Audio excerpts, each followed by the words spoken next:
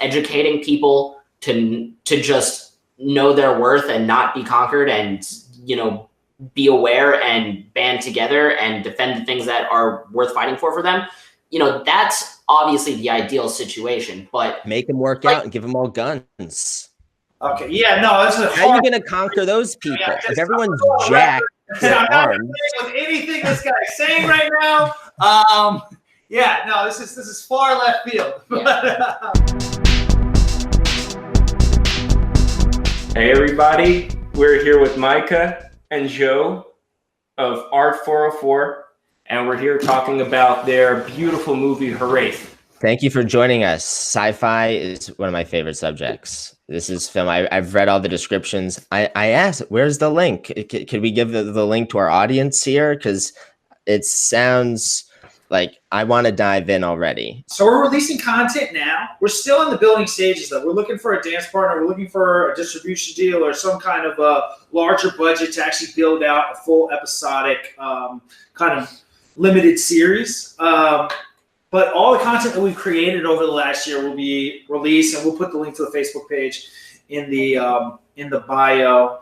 So what's Hiraeth all about? Wow, that's a big question.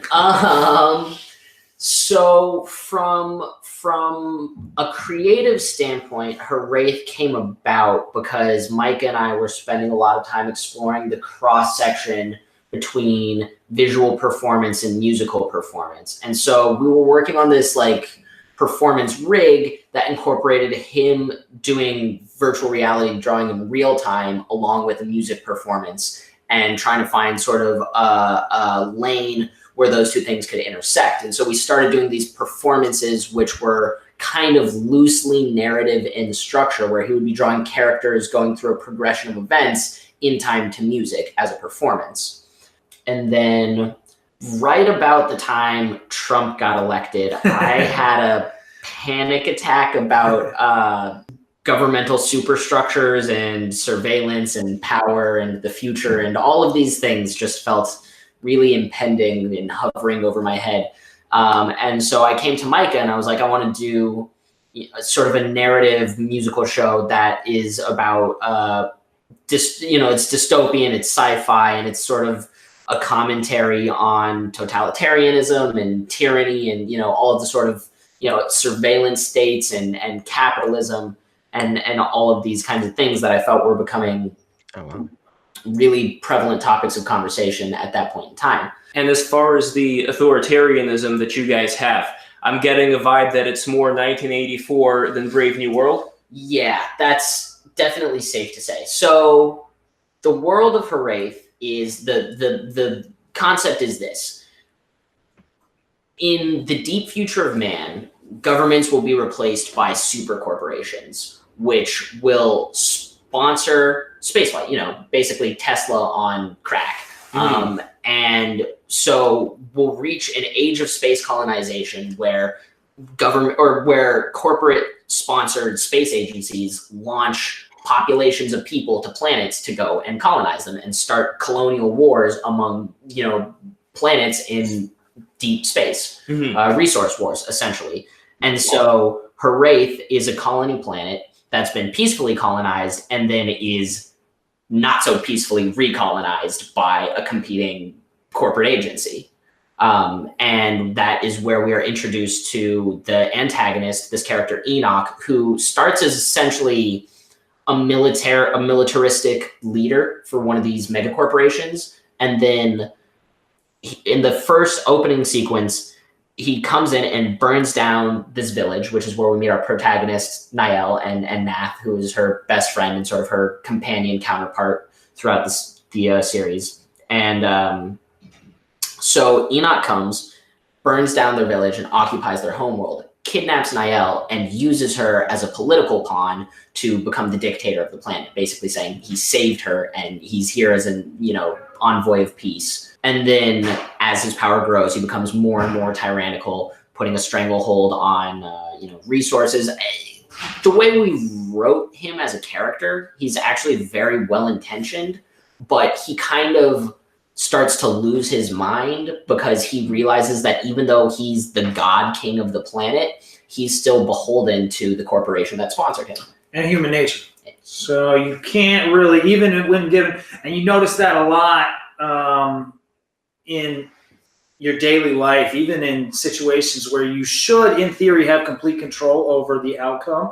Things are never like easy and fun. Things always end up getting shitty along the way, one way or another. So that was sort of the idea, and you could imagine yourself as a totalitarian dictator and look at the examples of people who have had that position almost without exception. They have a very unhappy population. And so given this kind of was a really interesting idea. It's like a well-intended dictator, right? And given all the power, okay, now go out and fix the world. And he actually set out to do it. But, human nature is very selfish, and it's very hard to get people to work together. And there's just certain things, specifically like running a working economy, that, you're just never going to have the right answer. So he kind of became disillusioned with that. So he really is sort of just a metaphor of absolute power and how it's not, there really isn't such a thing. Was he running a centrally planned economy? Well, I don't think we got into that deep of a level of detail. I mean, this is honestly like a fringe character. I mean, to try and kind of answer questions about the economy and the planet, yeah, that's pretty deep. We didn't necessarily explicitly go over like what trade routes they use. Well, more of like, how is he able to control all these people? Because if you don't have competing corporations, if you just have one corporation, then that becomes a de facto government. They get to decide who is able to buy what for how much. That was now you might be poking holes, but I'm also curious about what the inspirations were, right? Because maybe it's those questions about how did the economies work, or the things that inspired this story work. Well, the heart of the story is the question. As my cat's walking through. The core question is, do we have free will? So we really wanted to ask that question and say, I love this question. Back to this idea of ultimate power and whether it truly exists. And that's just sort of a metaphor for an even bigger question, if there can be one, which is, do we ultimately make our own choices, or are we slaves to our influences? Well, so to answer the question more directly, Enoch has a bio-robotic militaristic occupying force that, dominates the landscape. They're just enforcers patrolling every street. There's like a central market in Adohi, which is the capital city of Hiraeth. And it's kind of this failed metropolis, like failed utopian cityscape, where it's like they kind of got 70% through building it and then we're like too poor to finish. So it's like this huge sprawling landscapes, but some of it's like decrepit and incomplete. And then, there's still massive slums where people live on a black market trade economy. There's definitely some influence from just like one of the members here at Art 404 is from grew up in Kazakhstan, and he would tell us about the black markets in Kazakhstan and in Russia. Two of them from Venezuela as well.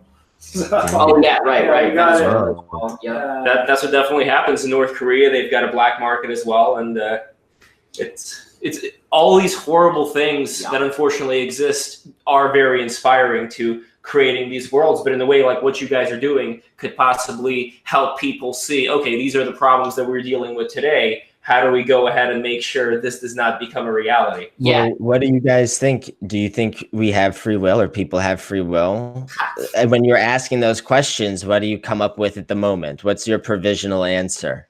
So I got really worked up and frustrated and upset over this question for a long time, because when you dive into the question of free will, you run into this sort of invisible wall where language and perception kind of break down, and it becomes a question of chicken or the egg, right? It's like the gene, though. See, that's the. I'm sorry to cut you off, and I hope you cut me off later, right? But there's such a thing as a misconceived question, right? Like you can ask, why are we here? Sure. Right? Like, why am I here? Which presupposes a why, when sometimes things just are, right? Like what came first, the chicken or the egg? The gene came first. No, absolutely. Right? No, Free will, though, is kind of is an elastic term, right? It's because language is not definitive, but I think what it's trying to pinpoint here, and how I think about free will, is that we have limited free will, right? I think some people have more, some people have less. You can exercise it and you can lose it. It can be hijacked. So free will, I try and bring down to the term agency, which is your ability to make a decision in any given set of circumstances, which, that boils down to your values. Realistically, in any set of circumstances, there is an infinite number of possibilities which you can choose, even with extremely limited resources. When your back is up against the wall, even if you're really dirt poor, you got no money, right? You can still, in that situation, decide to give up, go look for a job. You can decide to steal. You can decide, there are so many paths, but the most important thing is that you do have that choice. If somebody came to your home with a gun to your head and said, now you have to rob a bank, right? That's the loss of agency, and that's the loss of free will, and that's like something really important. I think about these robots, and I know they put like a machine in a cockroach's brain, and they can remote control it.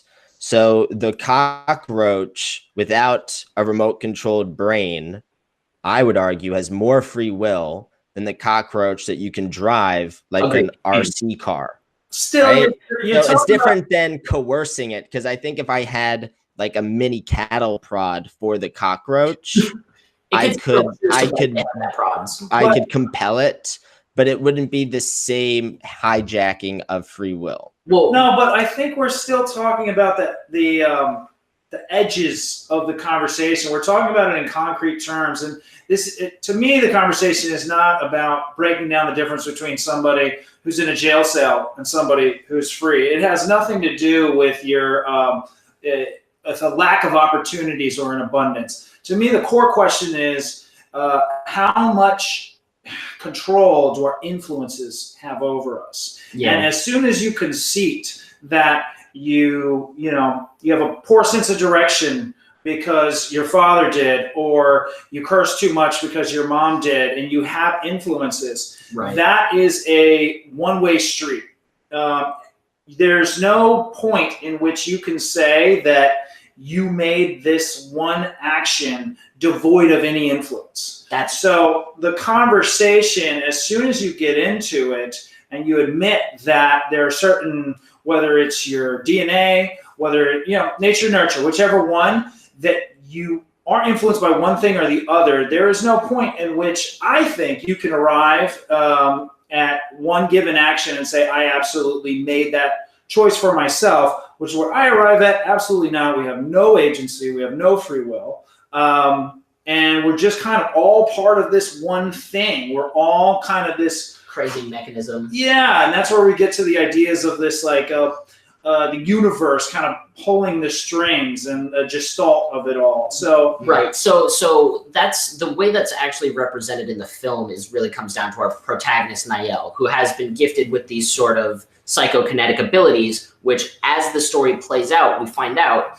there are even more power structures to the way Hiraeth exists than we had previously known. So her powers are like divinely inspired. There's a deity figure called the one with eyes on. Is it too much? Well, don't give away too much. But yeah, we can talk about the deity. Okay. No, this is exciting stuff. I want to know. Sure, but we don't want to. How long is the short?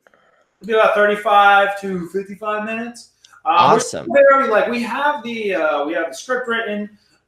We have a ton of the visuals. We have all the characters built. Right. But as far as the actual nuts and bolts, we have one scene built, and we're shopping. So that's the stage that we're in. We have a lot of the music written. Basically, we have enough detail and enough ideas to fill an hour, but if we can only get enough funding to make half an hour, then we can't zoom in that far. We're at the Kickstarter stage, right? We have a project that we can tell people about, and now it's a matter of, okay, can we make this happen? We can actually get it out to the world. And a big part of that is just being part of the XR community and understanding we're part of a niche market that's having these type of discussions at every corner.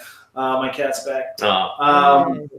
She's very much matching with the look. Absolutely. In a way, your plot reminds me a little bit of Final Fantasy, I think 3, where there's the combination of mechanization and magic at the same time. They even end up combining those two things together into these mechs that shoot out magic bolts. That's awesome. That's all.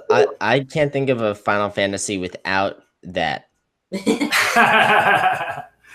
That's a good point. But I think we're all tapping in right now into a lot of these similar thought streams. I think the future is going to be in this renaissance of collaboration where I don't know if people are going to be working as much the way that they're working today. Like we recently had an episode about Andrew Yang, the Yang Gang, talking about what exactly is going to happen in the future as far as how are people going to be able to survive. And my hope is that people aren't going to have the need to work as much. They're going to be a lot more creative.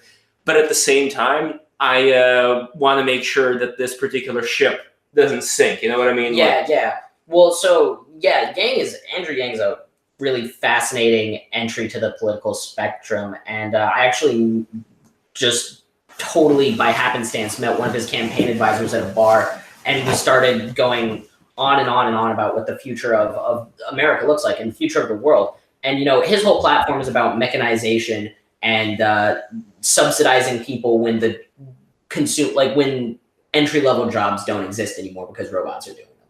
And so this is something that I've been thinking about for a long time. I have an anxiety problem. I think about the future way too much. But the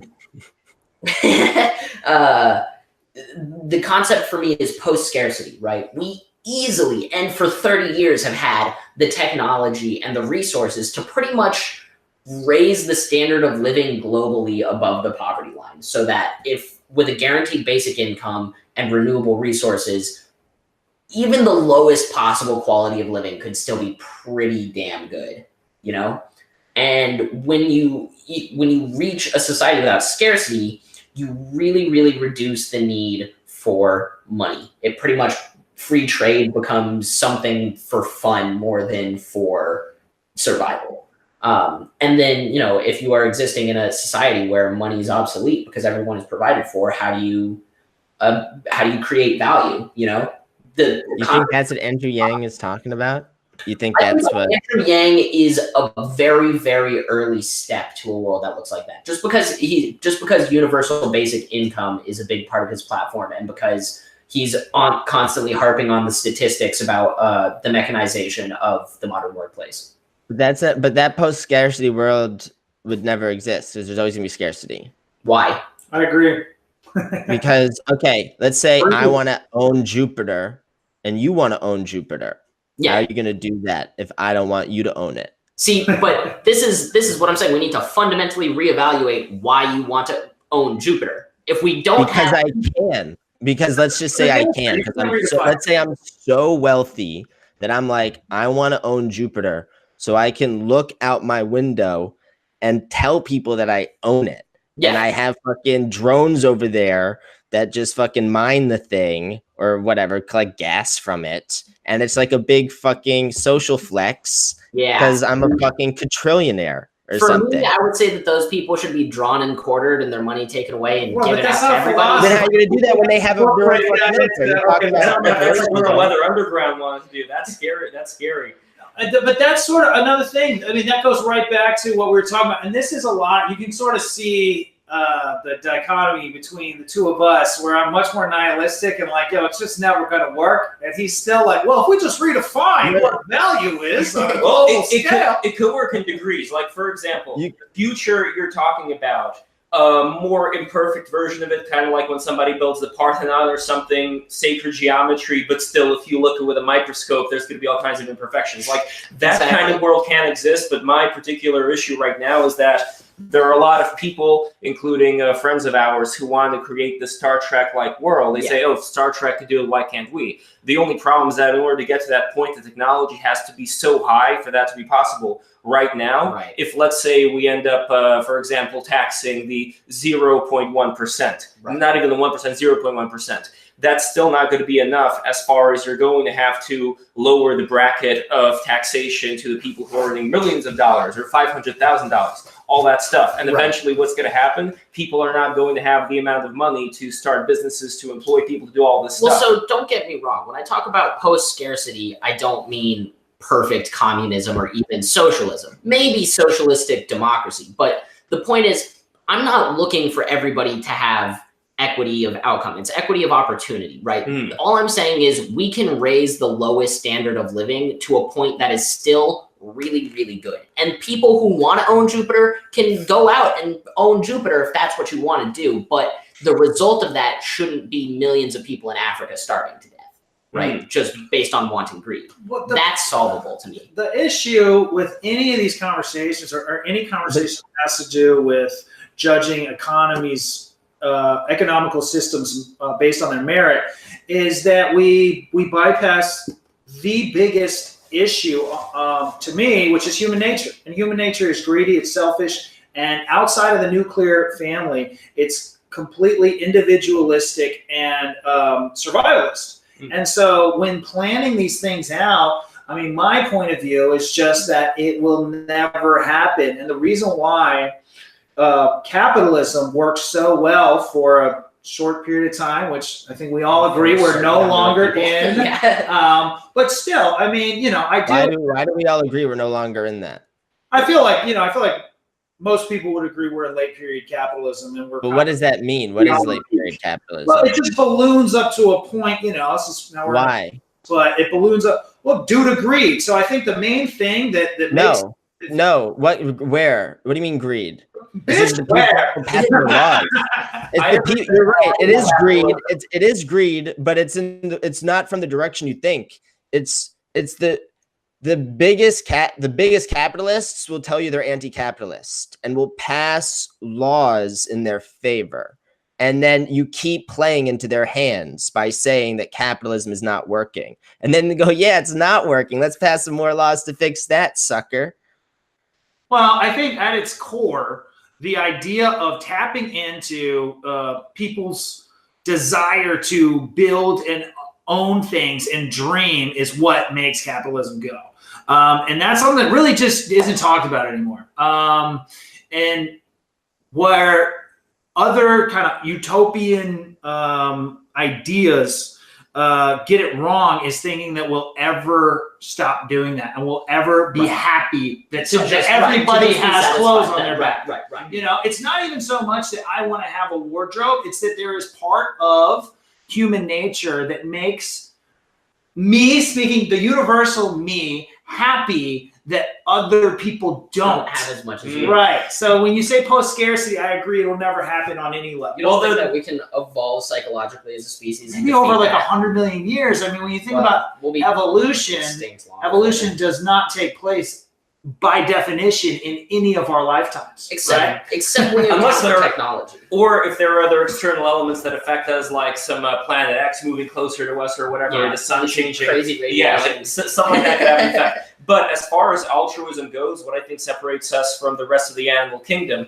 is that we do end up doing things that serve no purpose to us whatsoever for the sake of other people. I think if we didn't have that, we'd still be living in caves. Absolutely. It only works to a point. But there is a balance there, and I don't think all people are inherently bad and the community doesn't exist and all these things. Altruism does exist. People do work together all the time, and there is also within us an intense desire to collaborate and to be well liked. We're mammals. We're social animals. Right. I mean, there's so much diversity among people. There will always be outliers who would rather see someone else suffer than see someone else succeed. But the key is to not hand those people the keys to the kingdom, which is hard because they are generally more tenacious than the rest of the population. Well, back to the question that you pointed out. One of the biggest indicators to me for the reason why, you know, we've generally thought, that we're in late period capitalism. When you look at, says we're all brainwashed. When you look at the people who would describe how capitalism has an arc and will inevitably fail. That's why a lot of the antitrust laws were brought up. And at this point, we really have 4 or 5 companies that are completely well beyond any type of reasonable competition. And without drastic action, which at this point, we're probably too late in the game. Like, who's going to break up Amazon? Who's going to break up Facebook? You don't need to break them up. You just need to pass an economic amendment that says what the government's not allowed to do anymore. You're not allowed to pass these. Like, these laws are now illegal laws. But the government doesn't bring down capitalism. It's capitalism that eats itself. No, it's not true. It's not true. It's not true. We don't have capitalism. We don't have it. It's broken. What, now? No. And they tell you it's capitalism, but it's not. Well, yeah. This is what we have is called Fabian socialism. Okay? It's Fabian socialism. They've created a false dichotomy, right? So that you're damned if you do and you're damned if you don't. It's just another misconceived frame. And it's so that no matter what you do, it's why Putin says no matter who's elected president, the bureaucracy has a mind of its own and moves in its own direction. No, that's absolutely true. But that is a product of a certain group of people being able to garner an insane amount of wealth over the last 250 years. And now, wealth is just credit, right? Wealth is just credit that represents human value, right? Yeah, or it's things with subjective value or objective value. And there's huge differences, and artists often confuse them. Like, real estate has much more objective value than like an original Pokemon card. That's a great comparison. No, I mean, you're absolutely right, but that's why I believe that like post-scarcity is possible, because there are things with objective value that we can still fundamentally redefine, because value is in many ways dependent on scarcity, right? So fuel.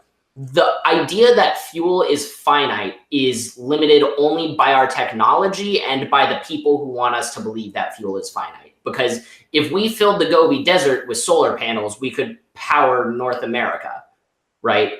No, you just go nuclear. Fine.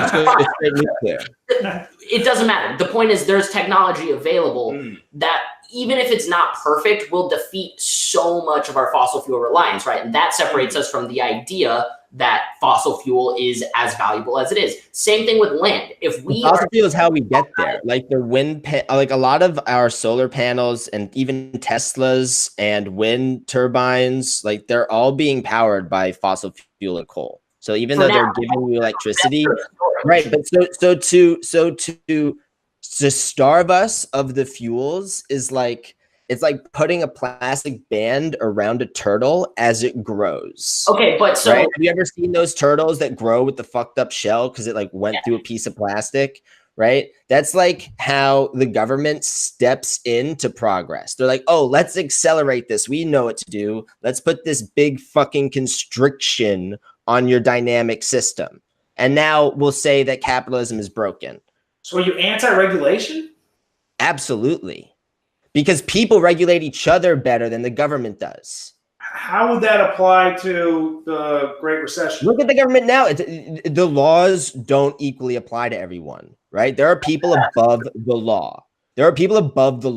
Your regulations are meaningless, right? They're rigged by people who want the regulations in place, have people write them to benefit the most powerful.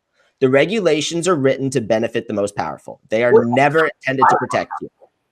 But that's okay. So this actually even ties back into the film, because the message that we want people to walk away with is when you play games of power at an international level, the people who get hurt the most are the people who have absolutely no vested interest in what you're doing, right? 99% of the world does not give a shit what the 1% most powerful I want to own Jupiter people are doing. They just want to live good fucking lives with their families. And they suffer so much because of these people with these concepts of wealth and superiority and power that, and it's always been this way throughout all of history. We've had, hierarchical structures that define the lives of so many people besides the people who actually take part in the game. And so that is a theme that we actually are really trying to highlight, with the character Niall, who's thrown into just lifelong turmoil because some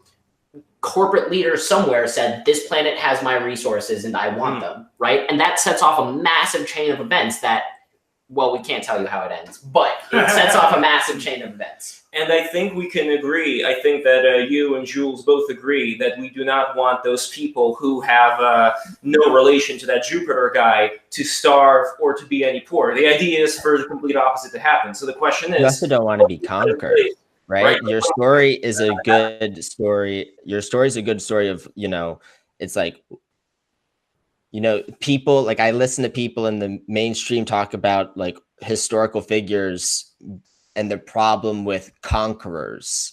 And I think the real problem is with people who are conquered.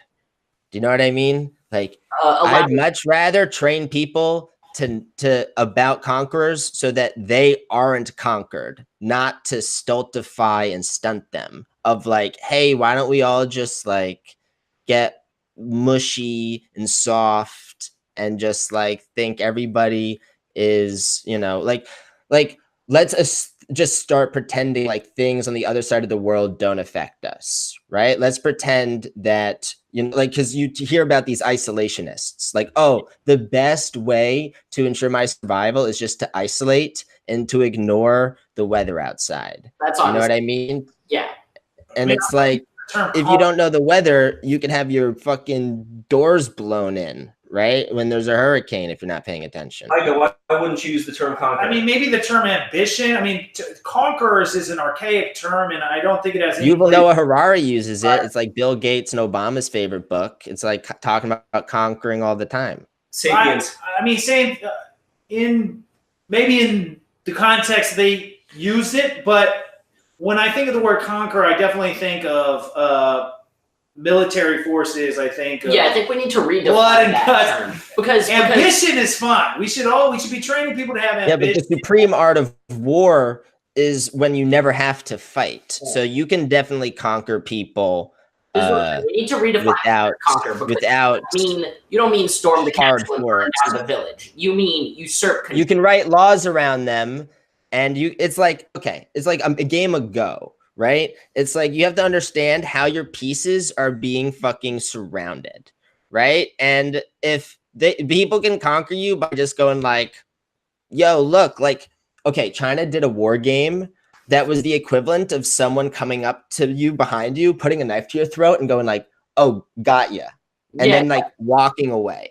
Right? China did this with all our satellites and shit. Like they did a war game where they demonstrated like if we wanted to kill your grid right now, we could do it. And it would like starve all your people to death. So but then you would blow us to smithereens with your nukes. Like China demonstrated in the war game that they had first strike advantage over our grid. Right. So that's soft power versus hard power, right? That's not, they have no need to send ground forces to the United States to burn down our crops, right? And I think that's the archaic sense of the word conquer that Micah is talking about. Like if you're not paying attention to how people like are showing you what they can do, it's like... Are we talking about governments here? Because when you say you rather raise people to conquer rather than...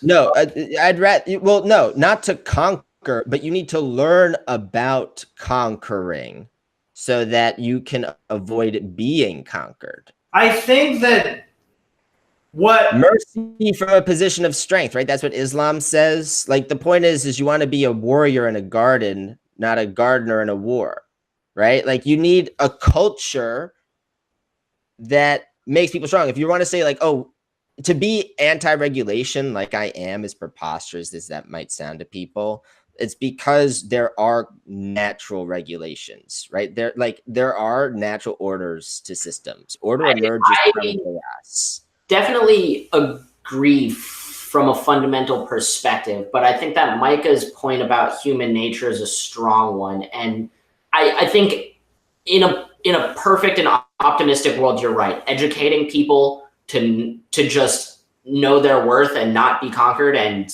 you know, be aware and band together and defend the things that are worth fighting for them.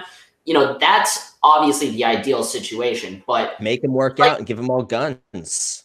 Okay. Yeah, no, that's how are you going to conquer those people? If everyone's jacked, I'm not with anything this guy's saying right now. Yeah, no, this is far left field. Yeah. The thing is, one way or another, it's not a practical reality. Because for most people, they're just trying to survive, right? A lot of people don't even have the luxury to sit down. How long are they trying to survive? Or be conquered. They just are thinking about, how do I get my next meal? Right. And then though there's the short term and the long term. Like, how long do people want to survive? I feel like a lot of people tell themselves like they killed themselves in their own mind. I think a lot of people have been infected by people who try to break your will. I think there are people who with superior psychological knowledge that know how to make you like mentally ill in the head, to give you corrosive mental machinery. Absolutely. So things like optimism and pessimism are different types of thought technologies in a nutshell, right? And I can make you fatalist just by word spells.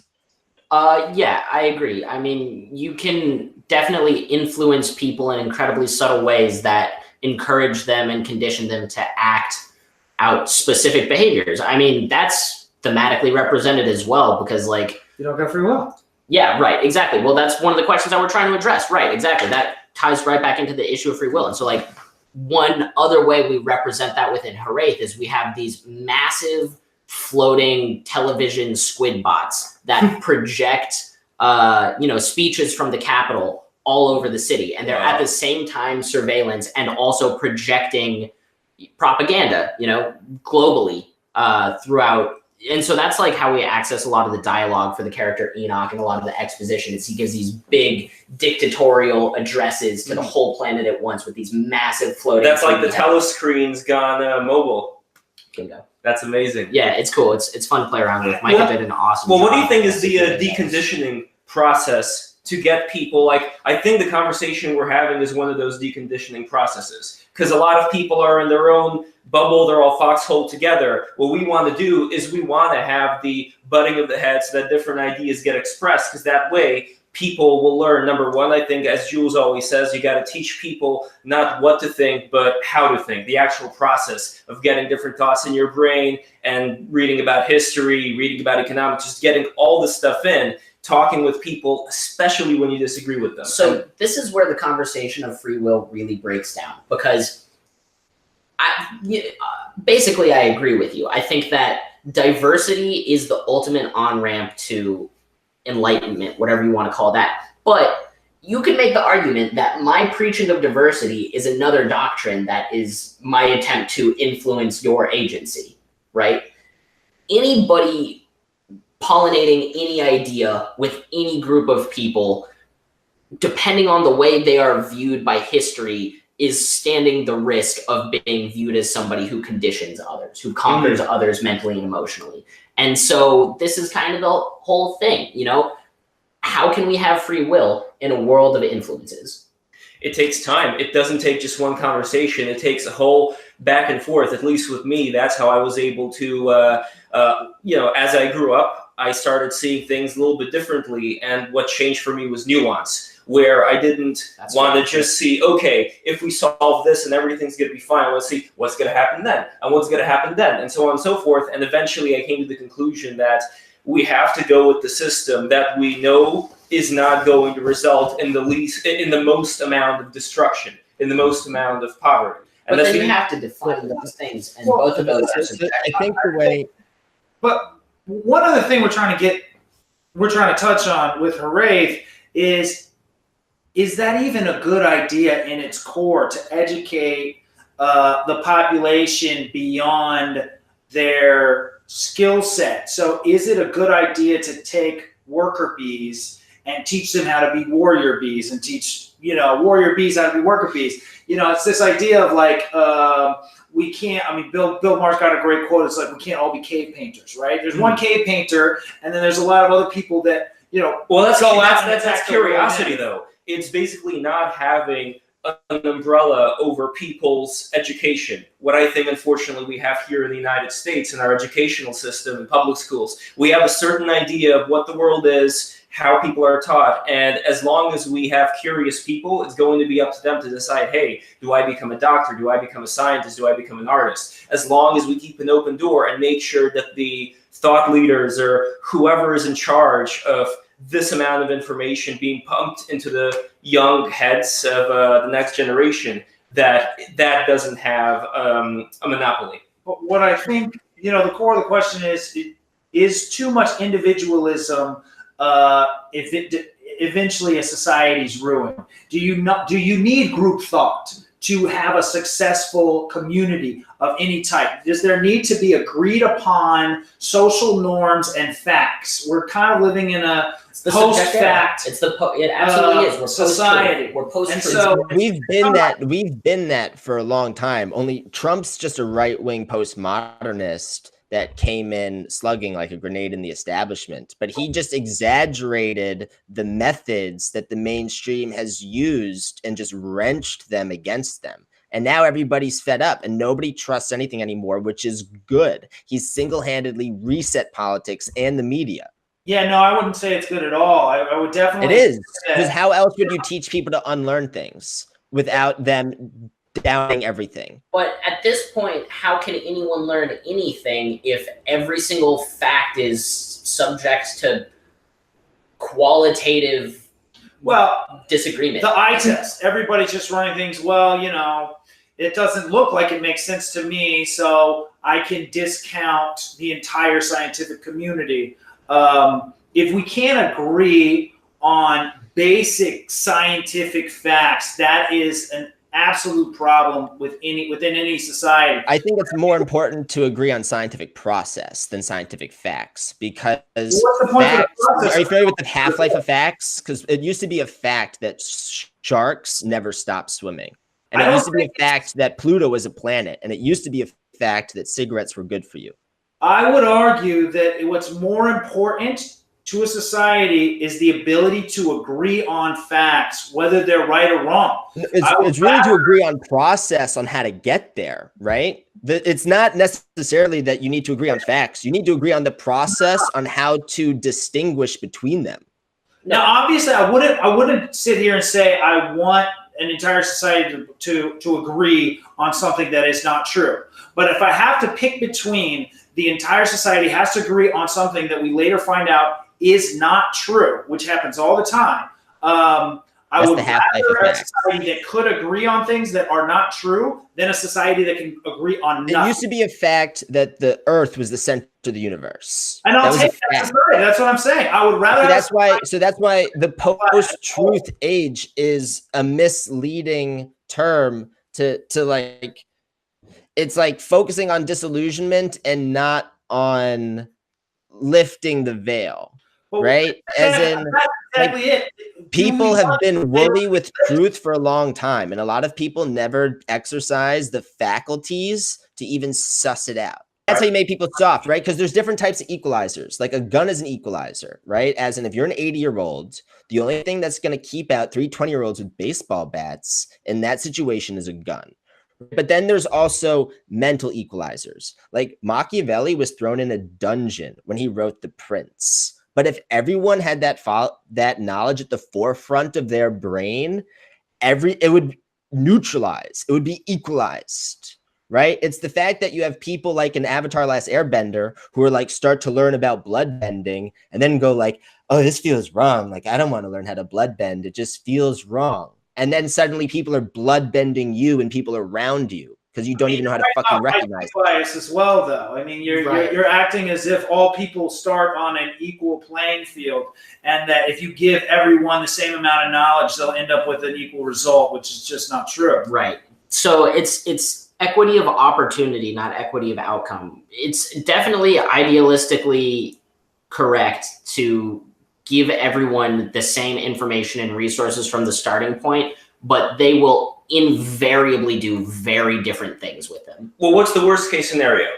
I'd say utter chaos and anarchy, the fall of the society as a whole, if we cannot agree on things. If we can agree that the back door is the front door to this apartment, we're wrong, right? Mm-hmm. But if there's a fire, we can get out the back door, right? Mm-hmm. So even if that's not the best case scenario, there's enough order that we can all agree on things that we can get through day to day. On the flip side, from where I'm from, Soviet Russia, everybody had to agree that communism was the best thing ever, that the government they had was the best government that could possibly exist. If you did not agree, they sent you to a gulag during Stalin's time, and during the time that my parents lived, they send you into a mental institution and give you all kinds of weird drugs to screw your body chemistry up intentionally.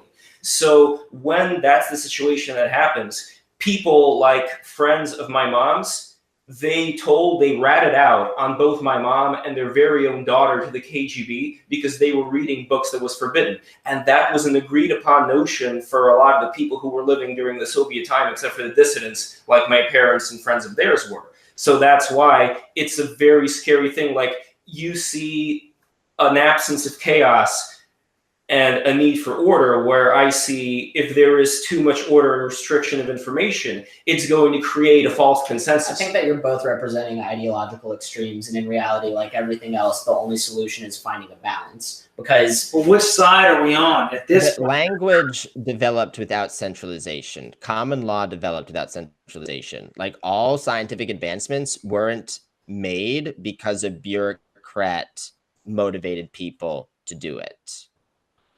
I'm sorry, were or were not made because of not made. I'm saying science developed. I'm saying history. I'm saying forget history. Right. I'm saying language itself. Like, we speak intricately, and nobody said like this is how it's designed. So I would make a word up, and if you found it useful, you would start using the word. If everybody found it useful, then that's anarchy. Language is anarchy. Right? No, language is anarchy. It's the exact language is anarchy, and it's a perfect example of how anarchy is not how it's. Anarchy is dynamic, right? It's I find frequently misunderstood, as in a lot of people think anarchy is a Molotov cocktail. They don't see anarchy as a father raising children. Right? As in, if you had 3 children, your house is anarchy, right? If you're in school and high school, that's fucking anarchy. There's disorder within order, right? As in, that's the whole point that I'm trying to get at, is that there will always be, even in anarchy, there's social hierarchy, right? And that is a system. Yeah, that's evolution. I mean, that's the oldest system. Yeah, the Sumerians had a system of bureaucracy. In fact, those were the texts that were recovered the most. This stuff that's not poetic, just this was sold to this person's yada, yada, yada. Right. But at the same time, though, I think we were moving away from that centralization as we started to have a way of it. For example, in the nobility, like back in the Middle Ages, the nobility had their own little kingdom where people could only buy whatever the nobility store sold. There wasn't that much free trade going on because people hung on to the power that they had over the people that they ruled over. Much like in your movie, like, we don't want that kind of thing to happen, right? Right. So we got to decide, like, I agree with you, Micah, that we do not want a Tower of Babel scenario where nobody agrees upon anything. But I think the way you guys may be able to meet in the middle is that people, I think, can agree upon certain truths, like we are in a 3-dimensional reality right now. But at the same time, when it comes to certain policies that are going to have sweeping changes, like, let's be real here, I think this is the point of disagreement, where if there is a policy you're in favor of that Jules is not in favor of, how do we know whether it's going to work out for the best? I didn't know we had that disagreement. I think you were speculating there. Okay, well, in general, if there is any disagreement that you or Jules or anybody has as far as what steps is society going to take in the future, whether it's going to be better or worse, how do we find that out? We have to talk amongst ourselves. We have to agree on something by which to evaluate those standards, right? So, because the dichotomy that I'm seeing here, and Jules, correct me if I'm wrong, is basically advocacy for anarchy versus advocacy for... I don't advocate anarchy. I don't advocate anarchy. What does you that mean? Because words are not definitive. Okay, words are fungible. As in, words can mean different things in different contexts. What's that? Like the word dust can mean to remove dust, Yes. or to add dust, What, right? So anarchy, if you only think about anarchy as having one direction, then it's a useless word for you to use. Okay, so what this conversation is missing is nuance. Language is fungible, absolutely. But when you say dust or I say tree, we both have a concept of what that thing is. A tree, No. Tree, we won't confuse. Dust means to remove dust or to add dust. But it doesn't mean tree. Right, but a tree, right? Sure. I mean, maybe you could use tree poetically to mean to make it a verb or something, but it's less open to confusion. Anarchy. The conversation is that dust doesn't mean tree, and we've agreed upon that. And then we agree. Okay. Yeah, we're getting somewhere. Yes. So we have certain things societally and within language that we can roundabout in very black and white terms say are true and are not true, which are sort of the differences between black and white and round and square. And I think societally we're getting to a point we're much further on this side of the spectrum where you talk about totalitarianism and loss of control. We're getting towards loss of control because we're headed towards a society where we cannot agree that round and square mean two different things. Well, look at the internet censorship that's going on right now. A lot of people in Silicon Valley have a very particular idea of what should or shouldn't be allowed online, even though a lot of those things have no relation whatsoever to laws in the United States of America when it comes to what is allowed to be said and what's going to get you arrested. Well, that's because ideas are a far more potent primer for change than anything. Well, but that's why I'm especially concerned about that centralization of power. What's going on in China right now with their social credit score system.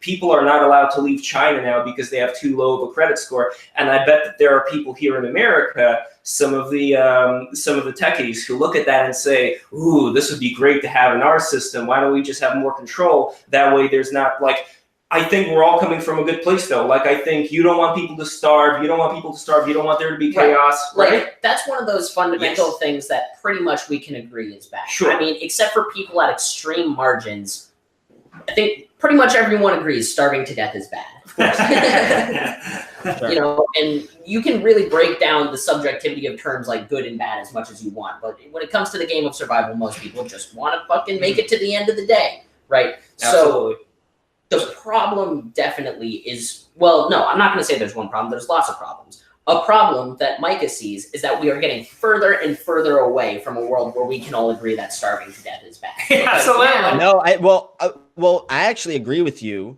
but I think in an unexpected way, as in mass starvation I don't think you should think is something you'll never see again. Of course right? not. And it's not about people who are currently living hungry. I think it's not as concerning that there are people who are hungry where we could improve our systems and cure that tragedy, right? As in, we should improve our systems to remove world hunger. We shouldn't exaggerate our systems to make mass starvation snaps possible. We shouldn't try to end current world hunger in a way that makes us vulnerable to a big mass starvation snap. And if you walk into a mass starvation snap because of your good intentions to cure world hunger, right? I think you're a fool. That's what the fossil fuel reliance is. I mean, we moved out of whatever pre-industrial revolution era with the concept that fossil fuels were going to make everything go and make everything better, but that was a short-term ideology, and now we're seeing the consequences of that, right? The goal has to be sustainability. So in terms of what we were trying to do with Hiraeth, though, and how I think it relates... So the goal is to avoid ruin. The goal is to avoid ruin. Yep. Sustainability.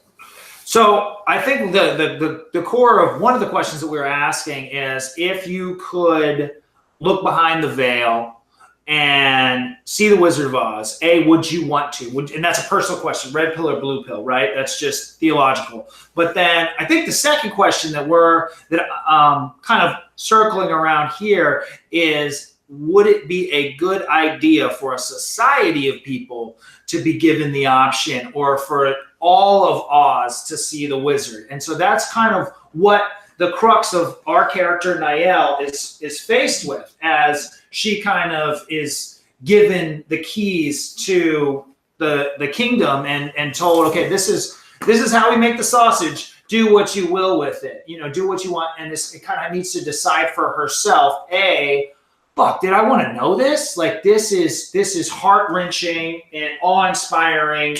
It's all the best and worst things there are in life boiled down into one moment. And then given the opportunity to give that gift and ultimate burden on every member of that society, of that earth, or not, or keep it to herself. That's where the question of free will is really crystallized, because it's like, ignorance is bliss, but is that bliss more important than personal agency, right? She will be ultimately faced with the choice. Is it better to live in, it's a great question. Would it have been better for Neo to have stayed in the Matrix and lived a good life, or to struggle and bite tooth and nail? And it's kind of, the plot of those movies don't really allow for that argument because they're circular, but the question stands, I think. 2 hours later. Now, since things are becoming more political and cultural and things are mixing up right now,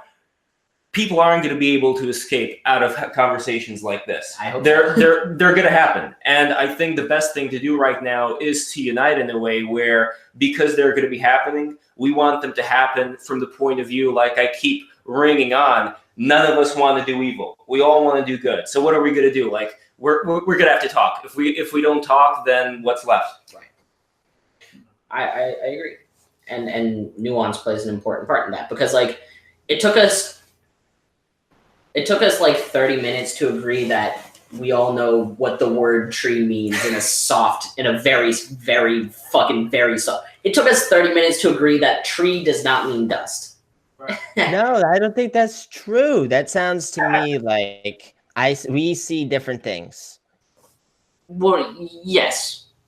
No, well, I'm saying that's important. It's important that we had this conversation and that these conversations continue to happen, because this is how progress is made, insanely incrementally, and with a lot of soft sort of agreements that you go by the wayside and leave the nuance to the wayside so that you can progress the conversation. Yeah, conversations never need to end, especially now with the internet, because you can just stream of consciousness yourself and people will look even without following you. That's true. Right? What we have to try and avoid is just going in circles, right? We want to move in a direction, hopefully a direction that ideologically raises our society to a generally higher, to a utilitarian standard of living. Yeah, it's also like it's gonna hurt and be really difficult and argumentative and loud and difficult to get there, but and insanely incremental. But that's why these conversations are important. It's okay. Shit takes time.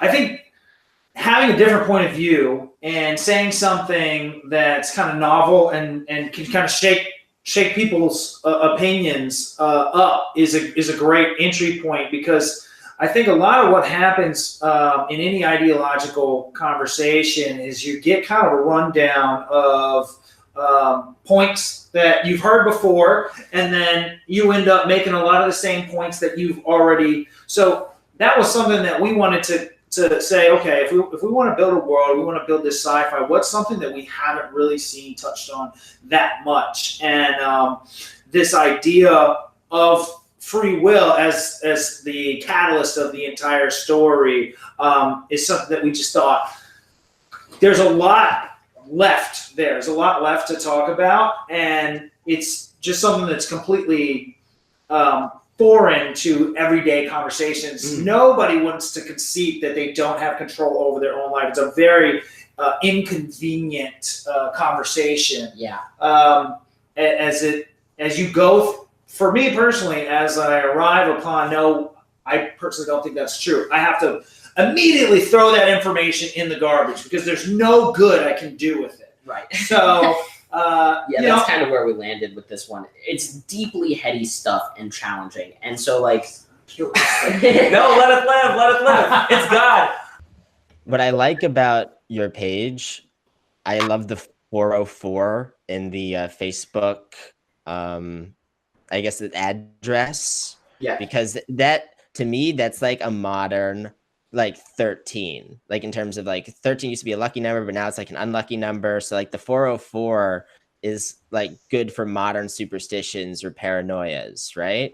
And So our we were talking 404 about influence and persuasion, and I was thinking about you guys and how the best persuaders have to make you very uncomfortable first, right? So I learned this in the Harvard Business Review, that the best persuaders have to make you extremely uncomfortable first, and then they make you feel better.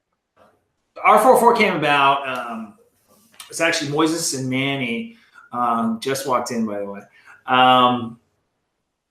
came up with it at like 2010, something like that. And essentially it was, we were web artists at our core, and it's a metaphor for taking art out of the gallery and putting it online, so it's physically not found. So that's where, you get my Micah not found, Manny not found, Moises not found. Those are all our handles, and we kind of play with that, whether I'm Micah 404 or Micah not found. And depending on where I'm speaking or whatever, I might use whichever one, but that's the core meaning of it.